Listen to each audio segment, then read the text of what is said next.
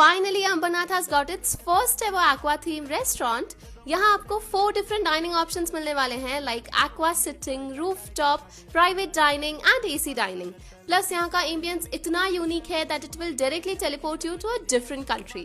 This is Greenleaf जो located है Ambernath pipeline road पे। यहाँ daily live music and DJ night होती है, प्लस फूड में वेज एंड नॉन वेज दोनों अवेलेबल है। डेली हैप्पी आवर्स भी है from 12 PM to 6 PM where you will get 15% off on food.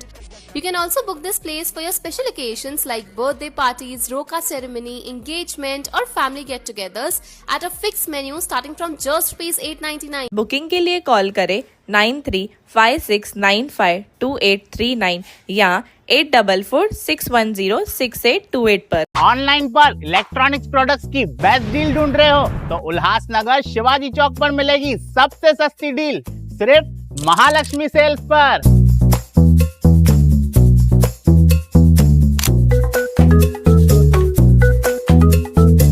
यहाँ पर अवेलेबल है प्रीमियम टीवी, वॉशिंग मशीन,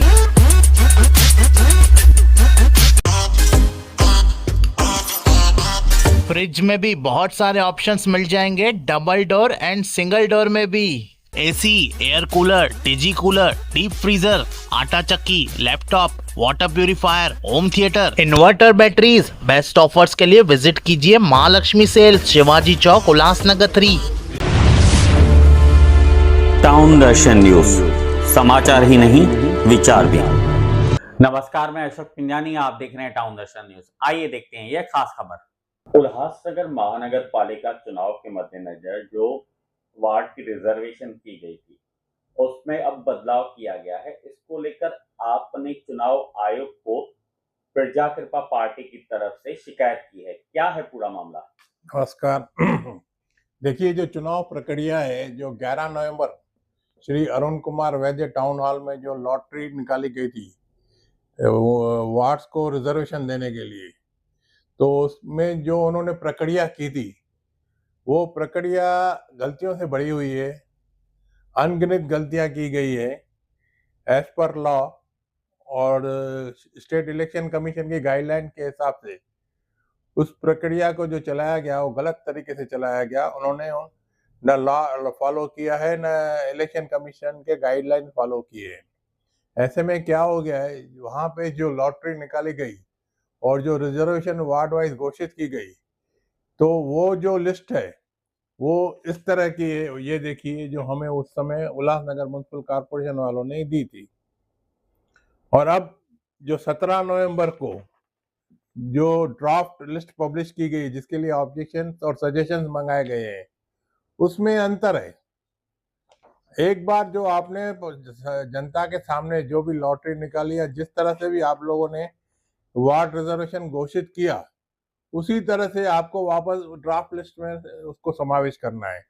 अगर उसमें कोई बदल करना है तो आपको फिर से नोटिस देना है, फिर से वो प्रक्रिया शुरू करनी है और फिर से लॉटरी निकालना है। लेकिन ऐसा न करते हुए इन्होंने क्या किया है, जब 17 तारीख को जो लिस्ट पब्लिश की जिसके लिए ऑब्जेक्शन और सजेशन इनवाइट किए गए हैं, उसमें इन्होंने बदल किया है। अरे बदल क्या किया, देखिए, जो वार्ड 1 का है उसको बैकवर्ड क्लास ऑफ सिटीजन से बदल के backward class of citizen women कर दिया है, जबकि announcement backward class of citizen के लिए था उधर, और इस लिस्ट में भी वही है। और वार्ड 1 ड उसको जनरल ओपन कैटेगरी से बदल के जनरल ओपन कैटेगरी वुमेन कर दिया है, जबकि इसमें जनरल ओपन कैटेगरी है। फिर वार्ड नंबर 14 ब इसको बैकवर्ड क्लास ऑफ सिटीजन से बदल के backward class of citizen for women कर दिया है, जो कि वहां पे घोषित नहीं किया गया था। फिर वार्ड क्रमांक 14 क इसको जनरल ओपन से जनरल ओपन वुमेन कर दिया गया है, जबकि वहां पे जनरल ओपन घोषित किया गया था। तो जो घोषणा जनता के सामने और सार्वजनिक रूप से की गई थी उसी का ही समावेश 17 तारीख के लिस्ट में आना चाहिए था।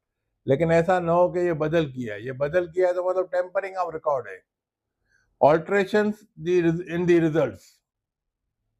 और अल्ट्रेशन में अगर कुछ गलत हो रहा है तो ये जो जनता को जो हक मिला है अपना लॉटरी ड्रॉ में पार्टिसिपेट होने का, और जो लोकशाही तरीके से ट्रांसपेरेंट होना चाहिए, वो ट्रांसपेरेंसी के हिसाब से जो लिस्ट दायर की गई थी उसको बदल के फिर अपने मर्जी से एक प्रशासकीय निर्णय से उसे बदल करना, ये गैर कानूनी है और एक गुनाह है, जिसके लिए मैंने प्रजा कृपा पार्टी की तरफ से एक पत्र स्टेट इलेक्शन कमीशन को लिखा है कि इस पर इंक्वायरी बिठाई जाए और जो रूल्स आपने जो दिए हैं, जो गाइडलाइंस जो दिए हैं, उसको फॉलो न करते हुए इन्होंने जो लॉटरी निकाली है या रिजर्वेशन डिसाइड की है वो गैर कानूनी है और फिर से लॉटरी निकाली जाए, नहीं तो ये इलेक्शन प्रक्रिया जो है पूरी तरह से खंडित हो जाएगी।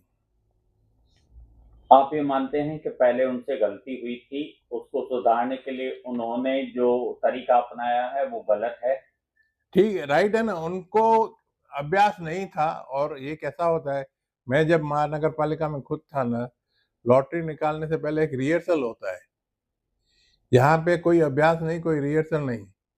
IAS दर्जे के अधिकारी हो या एडिशनल कमिश्नर दर्जे का अधिकारी हो, इन्होंने इतनी बड़ी भूल की है तो इसका जवाब ही देना पड़ेगा।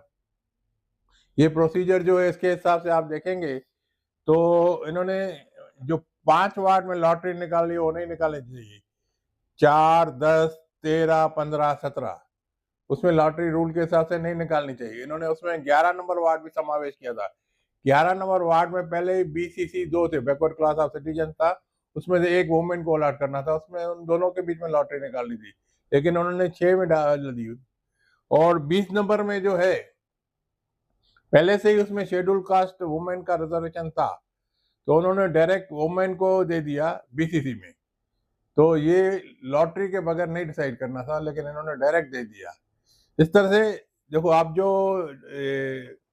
डिस्ट्रीब्यूशन ऑफ सीट्स है, अभी जनरल कैटेगरी में 43 सीट्स आती है, तो इसका अगर आप आधा करोगे तो महिलाओं को 21 सीट मिलना चाहिए, लेकिन यहाँ पे कितनी दी है इन्होंने? 20 सीट।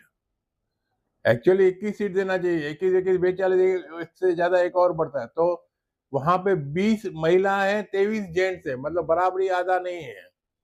और जहाँ पे समझो शेड्यूल कास्ट में 13 थे तो उन्होंने आधा साथ दिया, आधा ज्यादा ही दिए है। और उन्होंने बैकवर्ड क्लास में 21 थे तो 10 के जगह पे 11 दिए। अगर कहीं ना कहीं समावेश करके 43 का आधा अगर 21 सीट भी देते थे महिलाओं को, यहाँ पे एक महिला सीट का जो ओपन कैटेगरी में नुकसान हो रहा है। तो ये जो गलतियां हैं इनका अभ्यास न होने के कारण है और स्टडी न होने के कारण है, और इन्होंने कैजुअली लिया हुआ है। अगर चुनाव आयोग की तरफ से इस पर कोई एक्शन नहीं लिया जाता है तो क्या आप कोर्ट का दरवाजा खटखटाएंगे? बिल्कुल। पहले तो ऐसा है कि मैंने इनको पहले ही लिखा है कि अगर कार्रवाई नहीं होती तो हम लोग हाई कोर्ट जाएंगे। और इसके पहले मैं आपको बता दूं कि सुप्रीम कोर्ट में जो मामला चल रहा है, जो चुनाव के संबंध में, नगर पालिका चुनाव के संबंध में, वही जो कानून नगर पालिका चुनाव को लागू है, कुछ जो इसको भी लागू है, महानगर पालिका को। तो ऐसा लग रहा है कि जो चुनाव प्रक्रिया है कहीं ना कहीं अभी थम जाएगी सुप्रीम कोर्ट के आदेश के कारण। तो अगर वो थम गई तो ठीक है, नहीं तो इसको आगे हम अंजाम तक ले जाएंगे। बाकी जगहों पर हो सकता है कि चुनाव हो और आप अगर कोर्ट में गए तो हो सकता है कि उल्लासनगर महानगर पालिका चुनाव कुछ समय के लिए और थम सकते हैं, क्या कहना चाहेंगे? थम सकते हैं या इनको फिर से ड्रॉ करने के लिए डायरेक्शन दिया जा सकता है। अगर फिर से ड्रॉ करने के लिए डायरेक्शन दिया गया तो थोड़ा डिले हो सकता है, या वैसे भी सुप्रीम कोर्ट के कारण ये टल सकता है। प्रकाश कुकरेजा जी, टाउन दर्शन से बात करने के लिए धन्यवाद। नमस्कार। टाउन दर्शन न्यूज, समाचार ही नहीं विचार भी।